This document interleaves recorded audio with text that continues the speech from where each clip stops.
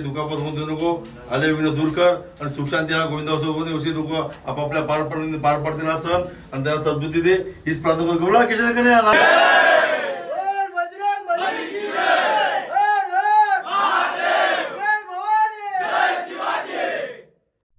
સુરતમાં જન્માષ્ટમી પર્વની હર્ષોલ્લાસ સાથે ઉજવણી કરાઈ હતી ત્યારે સિદ્ધિવિનાયક પાર્ક સોસાયટીમાં સુનિલ સંભાજી પવારના ઘરે શ્રી કૃષ્ણ જન્મોત્સવની અનેરી ઉજવણી કરાઈ હતી।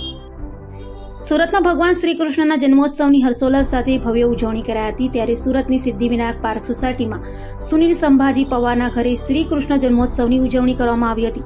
સાથે સોસાયટીમાં મટકી ફોડ કાર્યક્રમનું પણ આયોજન કરવામાં આવ્યું હતું। મોર્યા ગોવિંદા મંડળ અને મોટી સંખ્યામાં લોકોના સાથ સહકાર અને સહયોગથી સમગ્ર વિસ્તાર ગોવિંદા ગોપાળાના ઉત્સાહપૂર્ણ જય ઘોષ અને ઢોલના તાલે સ્થાનિકો અને ભક્તો ગુંજી ઉઠ્યો હતો।